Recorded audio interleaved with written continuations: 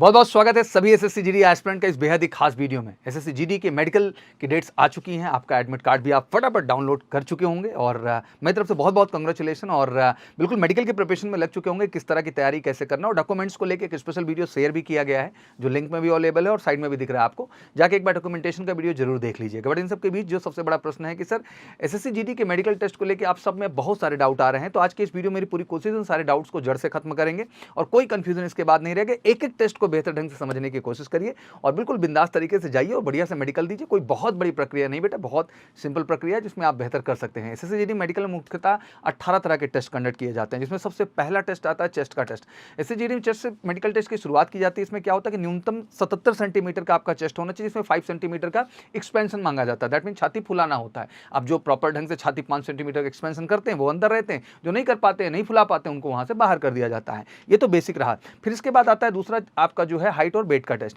Obviously आपकी जितनी लंबाई है उनके अनुसार आपका जो है वेट भी होना बहुत जरूरी है। दैट मीन आपका जो नॉर्मल वजन है वो 50 केजी मिनिमम माना जाता है, कितना वजन आपका होना चाहिए। बाकी एक चार्ट भी आपको बगल में दिख रहा है जिसमें आप आइडेंटिफाई कर सकते हैं किस हाइट पे क्या आपका वेट होना चाहिए। 2-4-5 किलो का इधर उधर चलता है, बट ये आपका होना चाहिए। फिर आता है अगला बॉडी मार्क टेस्ट। ये बेसिकली बड़ा अहम टेस्ट होता है। बेसिकली इस टेस्ट को बनाया गया था टैटू के दृष्टिकोण से, बट इसके अलावा कट मार्क भी देखे जाते हैं। कट मार्क नेचुरल है, जेन्युइन एक्सीडेंटल हुआ है या किसी तरह का ऑपरेशन सर्जरी के सेंस में हुआ है, तो उसको बड़ी बारीकी से वो जांच करते हैं।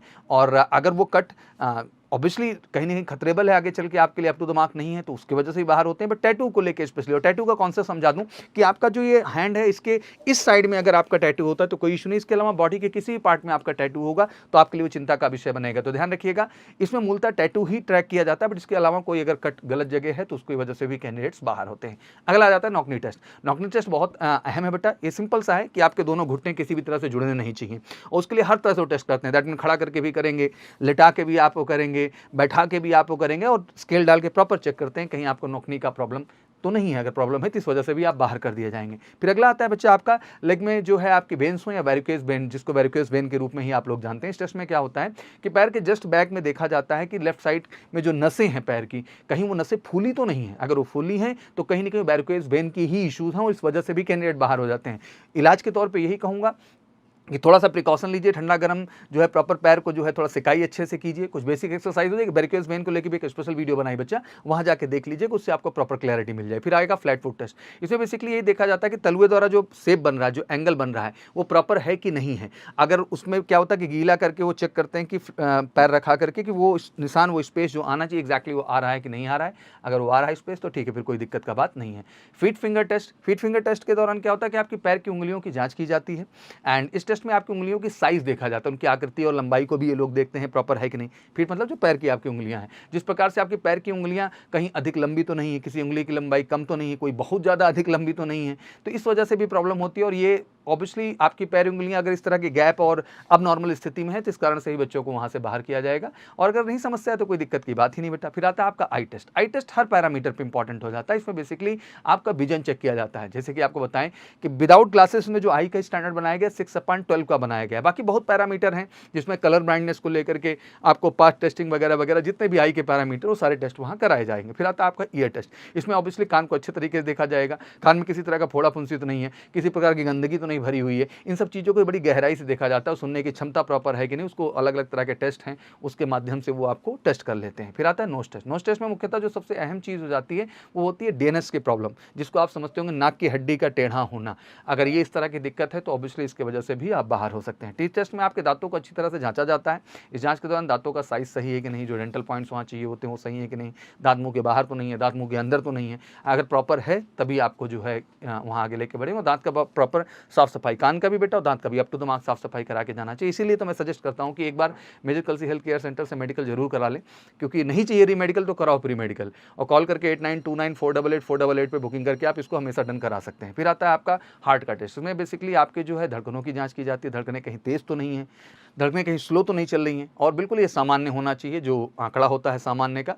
फिर इसके बाद आता है आपका blood pressure test. Blood pressure obviously आपका हाई क्या जा रहा है, लो क्या जा रहा है, सब नॉर्मल होना चाहिए। आज के टाइम में मैं यही कहूँगा कि 130 के ऊपर नहीं जाना चाहिए और 80 से नीचे नहीं जाना चाहिए। वो आंकड़ा आपका आ रहा है तो सही है, कोई दिक्कत की बात नहीं, काम रहिए, कूल रहिए, आपके जो है ब्लड प्रेशर में किसी तरह का इशू नहीं आएगा। फिर इसके बाद आता है स्वेटी पाम, जिसमें आपका चेक किया जाता है हाथ की हथेली में कहीं पसीना तो नहीं आता है। हथेलियों को जैसे मुट्ठी बांधने के लिए बोलेंगे, फिर खुलवाएंगे, फिर चेक करेंगे पसीना तो नहीं हो रहा है, तो थोड़ा सावधानी बरतिए, मिट्टी उट्टी रहे अगल बगल में लगा लीजिए, अगर मुड़वाएं भी तो फिर कोई दिक्कत का बात नहीं होगा। और ये पसीना अमूमन सबको थोड़ा बहुत आता है, तो इसमें बहुत घबराने की जरूरत नहीं है, बस हाथ को थोड़ा सा साफ रखिए, वाटर अगर है और मिट्टी है रगड़ लीजिए, सब आपका सही हो जाएगा।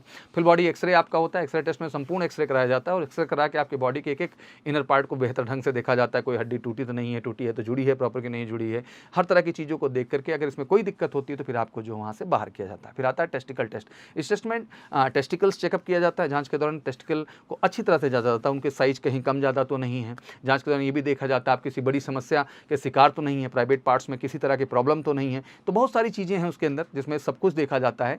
आपका जब प्राइवेट पार्ट चेक किया जाता है तो उसमें आपको हर तरह से पाइल्स का इशू तो नहीं है, हाइड्रोसिल का इशू तो नहीं है, हर तरह से वो आपको देखते हैं और आपको दिमाग करते हैं। फिर आता है पैराग्राफ टेस्ट। इस टेस्ट में उम्मीदवार पैराग्राफ दिया जाता है, पढ़कर सुनाना होता है। उम्मीदवारों को ऐसा इसलिए करना होता है कि कभी भी कोई पार्सल या कागजात पढ़ने को मिले तो वो किस तरह से पढ़ता है। पैराग्राफ टेस्ट सभी उम्मीदवारों के लिए एक आसान टेस्ट होता है और इलाज की प्रक्रिया होती है, बच्चे इसमें अच्छा ऑलरेडी कर लेते हैं। तो यही पूरी मेडिकल की प्रक्रिया है और बेसिकली मैं यही कहना चाहता हूँ, किसी भी टेस्ट की वजह से आप अनफिट हो सकते हैं, मैं ज़रूर कहूँगा।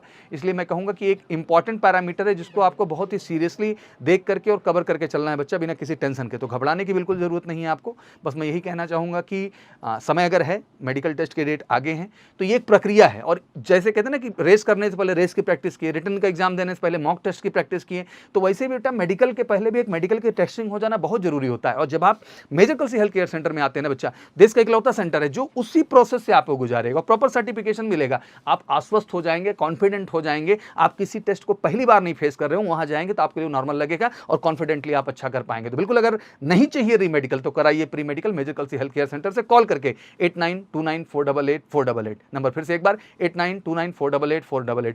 और अगर किसी तरह से व्हाट्सएप करना है तब भी इस नंबर पे वो अपडेट आप कर सकते हैं। बट इसके अलावा अगर आप वाकई में डेडिकेट हैं और डिटेल किसी तरह की क्वारी या इन्फॉर्मेशन के लिए तो कॉल कर सकते हैं 9696330033 पर। एक बार दिल से बहुत बहुत शुभकामनाएं, ईश्वर आपको शक्ति दे, आप बेहतर करें। मेडिकल का कोई कंफ्यूजन हो बेटा तो डाउट में मत जाना, एक बार करा लेना, आपको मदद मिलेगी और ऑब्वियसली आप 100% मेडिकल इन होंगे और फाइनली अपना सपना पूरा करेंगे। Thank you so much, wish you good luck, जय हिंद, जय भारत।